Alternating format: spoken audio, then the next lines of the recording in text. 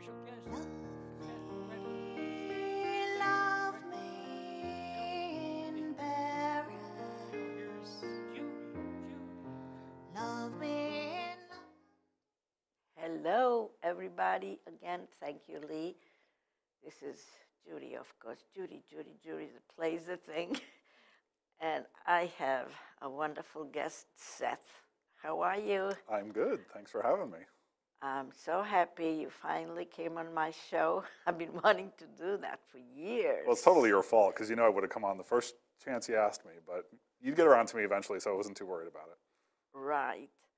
Well, I want to say that since you are here at LTV, this whole place just took off. It's beautiful and modern. And what did you do? We did a little of everything, but mostly we did it for people like you who've been such dedicated, loyal producers. I actually did a little research this morning on you because I was very curious to know what episode of The Play Is the Thing I would be on. Now, do you know what episode number this is? No. Do you have any idea what episode number this is? 150? 241. This is your did 200. You've done 240 episodes before today, which is just an insane accomplishment. So I hope you're proud of that because you should be. Oh, well, now that you tell me, I can't even believe I've done it. And I can tell you that episode 241 is your best episode ever. Oh. I'm going to go out on a limb. I'm just going to make that assumption. So, yeah. Well, of course, and like you said, I mean, so many people come up to me and they say that they like my show. Mm-hmm. It's very informative and it's easygoing, and You get some great guests. You really, I mean, you've run the gamut. You got the politicians, and you got the artists, and you got the everyday people, and that doesn't happen all the time. So I think you should be very proud of that.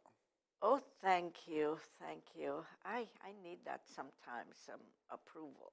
I think we do have to do a show, or at least you have to do a show, where you tell everybody your beauty secrets. Because I think everybody wants to know how you remain so youthful and fresh and pull this off week after week. And Oh, it my never God. changes. You never change. Oh, well, that's another thing. When people see me the last, 10 years, they say I haven't changed. I don't know how that happens. It's God-given, and also maybe because I have a positive attitude. That helps. Yes, I try. Well, nice. So tell me, I mean, you're in the news a lot, which I'm so happy to see. And it's all about the nice, I mean, this beautiful wall we didn't have and the new cameras. There's a lot of difference between when I started as executive director here. There's even more difference than when I was here in high school, because I actually started here before high school. I started here in middle school. And so when I came back, after being in what I like to refer to as the real world and working in Manhattan and doing all of that, it was a blank slate. There was a lot of changes that could be made, and it was really easy to do because easy in some ways because the smallest change would make the biggest difference. Hard in other ways because I could have literally done anything, and it was a challenge to find the things that I really wanted to put the attention and time into. The wall you're looking at is probably one of the first things that I purchased as executive director to help, make shows look better. Yeah, because everything was like black, and then we had those big cameras here. We had Based on the way you're dressed right now, on the old set, Oh. you would have just been a head. You would have been a floating head with no body, and Well, actually, I wasn't going, now that you mentioned it, I was going to open this up because it's white. I was saying I was a little discouraged that you didn't wear your sequins today because I was really expecting that. So, Well, by request, so maybe from now on I'll wear sequins. well, you're the star, so you should look it. I keep telling that to everybody. I'm a star. Mm-hmm. And where are you from, Seth? I'm from East Hampton, born and raised. I went to the Wayne Scott one-room schoolhouse for first through fourth grade and did that whole thing. And my parents live about a half mile from here, so I used to ride my bike here, and that's basically how I got involved with LTV back in the day. Oh, so you came here before you became a director. Oh yeah. I was. What did you do here? I did a little of everything. It was a big volunteer job for me. Earlier on in high school, I got hired on actually about halfway through high school, and my title at the time was head watchdog. And I I used don't to. remember seeing you because I started doing the show before you. Yeah, but your earliest show, I believe, was 2004, right? Yes. Yeah, I was here in about 1992. Oh, So I see. it was a little earlier than that, but you know. Oh, yeah. You're a but baby still. yeah, and I was a pain in the butt to most of the staff back then, and I would sort of do my own thing, and you know, it was a lot of fun though, and I was very fortunate to have the opportunity to come down here. So. And you mentioned before that you were in Manhattan. Mm-hmm. What did you do there? I was very lucky when I got out of college. I got a job working for the Wall Street Journal, and I worked in their marketing department. I did market research. I did special projects. I was lucky enough to be one of the first people that got to take out a full-size ad on the Reuters building in Times Square that I designed, and it went up in Times Square. I did national television commercials. I did educational videos, a lot of video work, a lot of computer work, and then some market research. Was this, were you in front of the camera or behind? Always behind. Always behind. I find there's two distinct groups of people in the world of television. There are on-camera people and there are behind-the-camera people. I do on-camera work when I need to, and I don't mind it, but it's not my most favorite thing. I do much prefer to be behind the camera, directing and setting it up to look the way I want it to look and the sound the way I want it to sound and to tell the story. Well, over here, I don't know about that, but over here you do a wonderful job. Well, thank you. And that everything looks beautiful, and that kitchen is fabulous. It's taken a lot of hard work to get the facility to where it is. You know, I always like to show people when they ask, I have a scar on my thumb here from when I was installing, you know, heating ducting in the ceiling. But we do a lot of it ourselves. We paint everything. We've done demolition when we've needed to. You know, something like the kitchen was a long-term project. We were really happy that we had a tenant for a number of years who gave us enough money, or we took in enough money from that to be able to dump that into making the facility better. And when I see people like you who have used it 240 times and have seen it at its worst and have seen it at its best, it makes it all worth it. Yes, it was really great. I'm so happy to see it looking so good. And you mentioned that you did it with some of the money that you got as rent, but this place runs mostly on public The money that comes to us comes through the town of East Hampton, and it's basically a portion of your cable bill. So not so much for internet service and telephone, but when you pay for your cable bill every month, that's the money that's eventually coming and trickling down to LTV. Oh, yes. So, and you said your parents live close by, and I read in the paper they own a store. They've owned a business that my mother built from the ground up over 25 years ago. Might be 30 now. I could be a little off there. But you know, it started in our basement when I was just a little kid, and she's really worked very hard to build that. So what's the name of the store? It's called Loving Touches, and she's an interior decorator. And she works with my father, who does measurement and installment. She helped you decorate this place, or you did this by You know, yourself? I'll be honest. She has been an influence. She certainly does not turn me away when I go to her and say, "What color should I paint this wall?" And she'll come in and help us pull it all together. And so yeah, that's been a real. So you got part of the talent from your mom. No, I just know how to leverage her talents. It's certainly her talent, not mine. Oh, do you have any siblings? I do have an older brother, Steve. He's a phys ed teacher at the high school. Here, out here? In East Hampton, yep. So my parents consider themselves very lucky because we didn't leave. Or in my case, I left and came back, and that I think makes them happy, so for now. Of course, yes. So as you said, you work behind the scenes, many capacity. What's your favorite job, if you have one? You know, I don't know that I have a specific favorite job, but I love making things better. So when I find something that I can hone in on and improve it, whether it's, you know, a process the way we do something, if it's, you know, installing equipment that makes us sound or look better, if it's providing a new offering to a producer so that they can do their show differently, that's actually the stuff that excites me. I think I'm somewhat of a change agent. I like when things change. I like when things improve. Well, that's a good thing. Yeah. It is. and I'm sure you met a lot of interesting people, and a lot of people, especially here, producers like me. How many producers are there right now? That's a tough question. I don't, I don't actually know. I could probably fathom a guess, but I won't. I can tell you that we are very proud that we produce on average over 700 shows a year across all of the producers and volunteers and productions that we do. So we're busy. I mean, if you think about that, that's over 2 a day, and that would be weekends, holidays. I mean, every day. So you have quite a versatility in the producers, what they do. What kind of shows? I mean, the shows run the gamut. We have everything from, I mean, obviously all the government meetings that are covered, any sort of public forums and activities that take place. For instance, we were at the groundbreaking ceremony for the St. Michael's Senior Housing Project, was that last week. And then the shows in-house are a lot of talk shows, a lot of shows where people really just talk about, you know, people within the community who are making an impact or making a difference, you know, people with talents and skills. I mean, we have such a rich artist community, a community of musicians and painters and sculptors, and we see a lot of those people here. You know, one of the biggest things is since the kitchen went in, I know you've done a handful of cooking shows, right, Yes. or with chefs, which is, it's such a fun show. Very hard, difficult, expensive shows, but they are fun.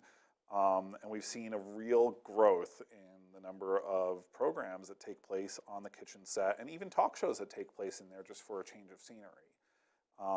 So those are all things that, you know, are productions that just keep rolling on.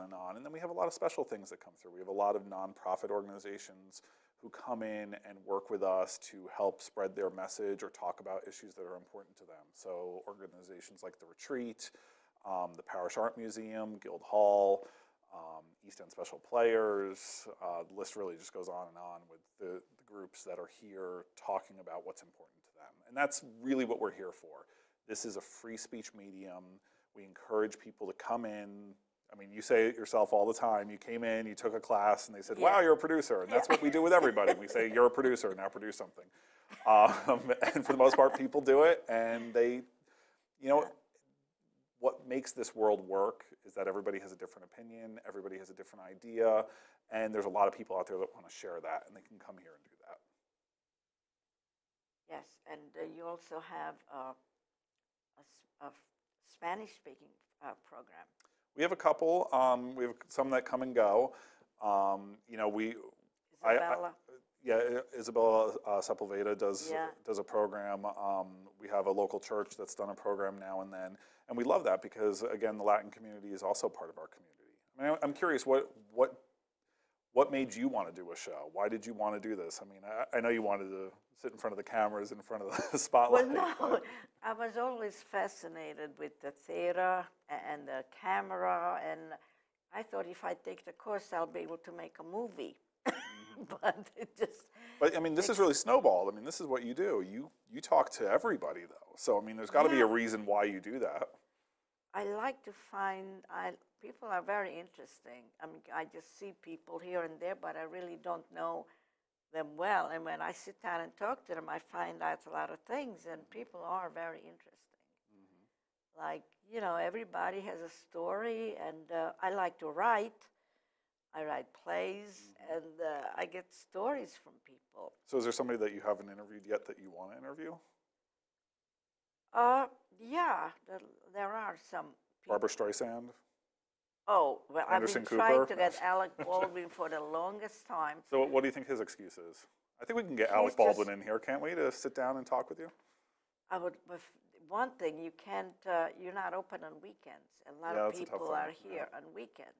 And if you get Alec Baldwin, I'll get somebody here to run for you on a weekend. yeah. Well, I just got in touch with him, and I said, well, you promised me when you get your 5th award, you're going to come. And then he called back that he doesn't remember saying that to me, but he did. Okay. When he wrote a book, and at the East Hampton Library, there's a book fair once a year, and I purchased the artist, the benefit, right, in the summer? Yes, and I purchased his book, and I said, well, when you're going to come on my show? I asked you so many times. He said, well, I'll tell you when I get my 5th award. And I just read someplace that he did. Okay. But apparently he forgot that he said that to me. I think you should hold him to it. Yes. Who could turn down Judy Sleed? I wouldn't. See, that's why I'm here. Yeah, that's right. I mean, I'm a star, and apparently are. he doesn't know that. Well, you know. It is. I mean, I'm also hoping to take, as you know, excerpts out of these shows and make a film out of it. That's still in the back of my head. I still want to do that.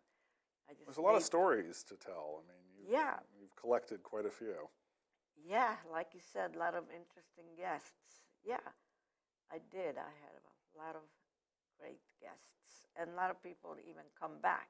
So would you have ever thought, you know, in your 20s or 30s that you would be here hosting your own television show at some point in the future? No, never. Like you said, you know, I just came out here. I was looking for things to do, and LTV, they're giving courses how to use the camera. And the curious part, I signed up for it and I paid for it, and I missed most of the classes. But when it ended, they still gave me a diploma. Okay, you do yours. Well, I think you've kind of worked yourself in at this point. After 240 shows, you probably have it down. Yes. So because I love the theater and I love everything about it, and this is it's giving me an outlet, a very nice, you know, conversation with people, and I allow people to talk about themselves, which everybody likes, and I just want to give them time to explore everything about them. So what did you major in? What did I major in? For undergrad, I got a Associate of Arts in Advertising, and I followed that up with a bachelor's in Business Management and Marketing. And then when I went back to school the second time for my master's, I received an MBA with a specialization in global marketing. So I'm a marketing guy through and through. That's really what I like to do. Well, that's very helpful for what you're doing here. Because I wouldn't know what to do in your position. I'm very bad at that. You know, I think the position that I'm in isn't very specialized. It's a little of everything. I mean, at the beginning of the day, I can start off being an engineer and working on, you know, making sure that the broadcasts go out. And at the end of the day, I can be an accountant, you know, running numbers and cutting checks. And that kind of happens a little bit every day.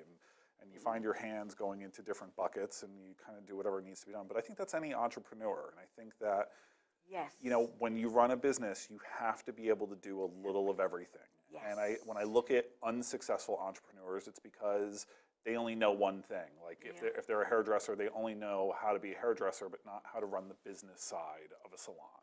So I think that's part of being an entrepreneur. Because I've seen you on a ladder with paint all over you, running around with a hammer and a screwdriver. I've seen you do that. And I also seen you going out with a camera and filming events. Yeah, we do it all. We have to do it all. When do you do that? When they don't come to you, you go to them, or you know, what? It depends.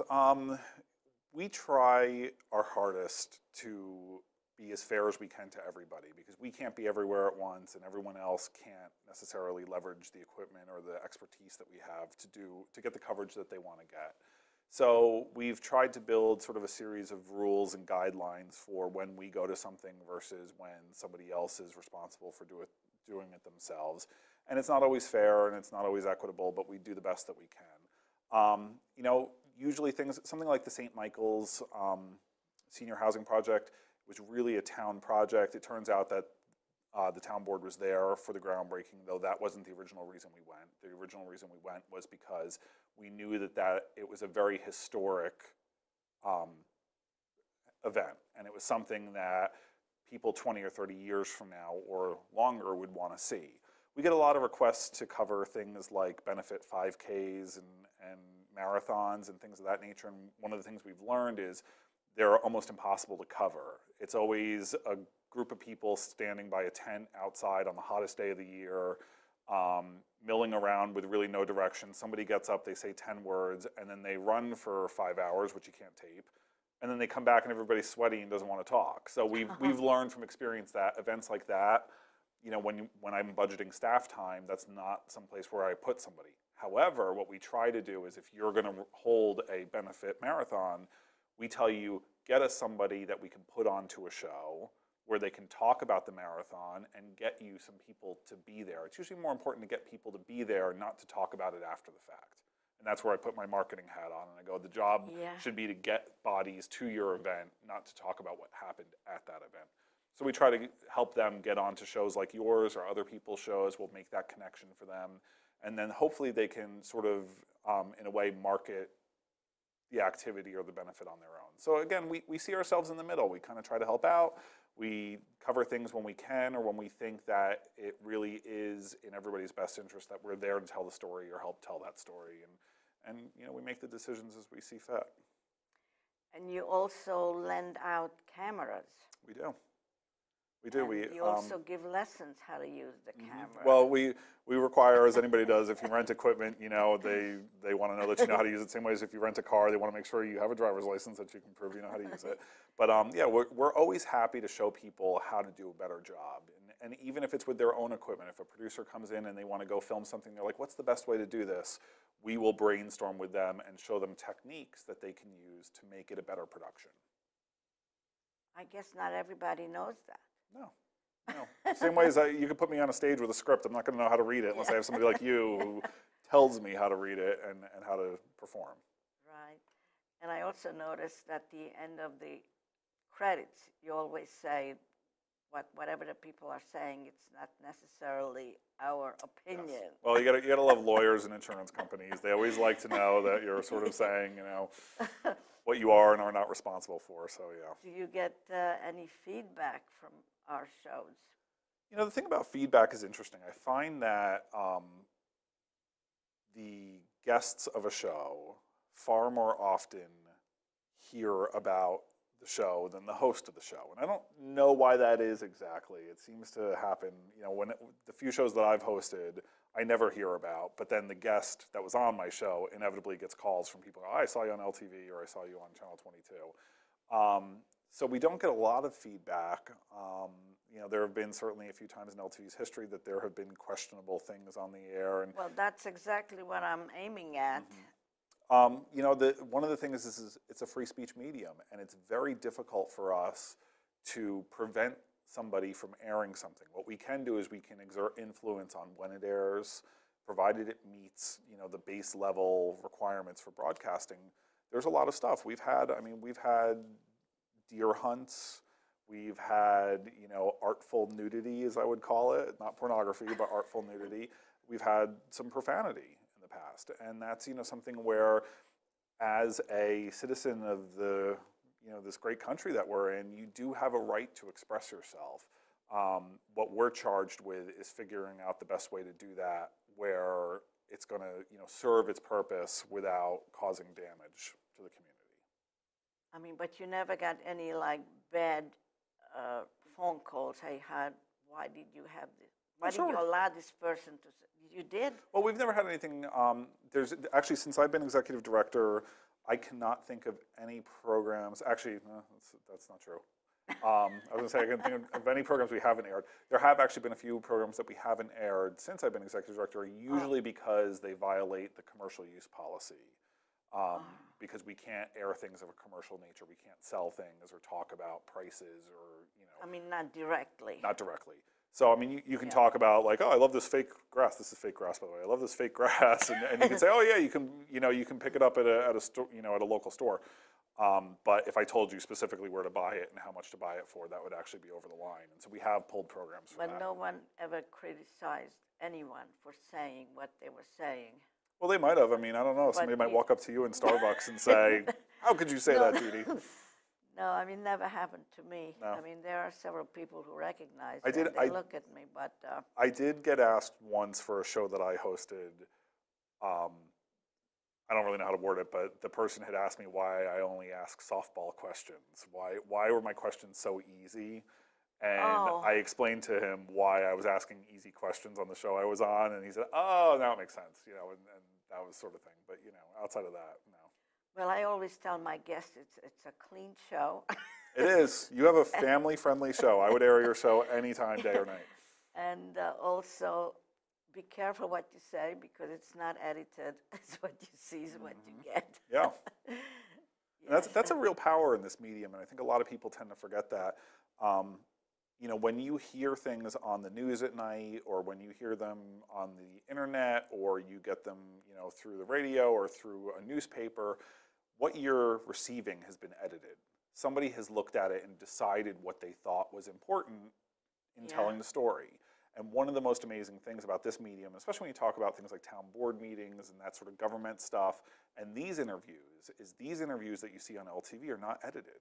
No. When you watch something on Dateline or 2020, it could have been a 3-hour interview that got cut down to 20 minutes, Right. and they chose what they wanted, and that's not what happens here. So you really get a feeling and a taste for the people that are being interviewed, the people that are being talked to, and the questions that are being asked of them. Right. It's a very important point. Yes, it is. Well, I'm so happy that you did a little research, and this is 241st. This is 241, yeah. So we have to make a big plaque and put it someplace. It's 241st show.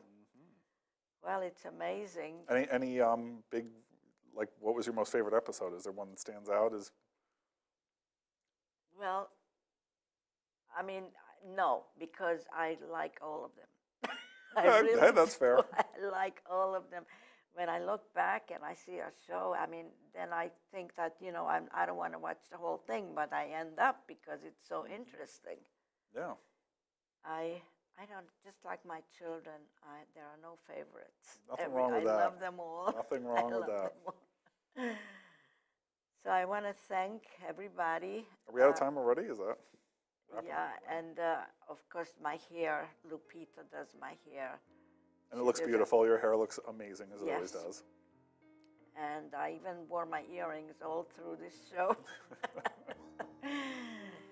And I'm sorry I didn't wear my sparkles. I'm going to wear it next That's okay. week. I can watch another episode and see them. Yes, sparkles.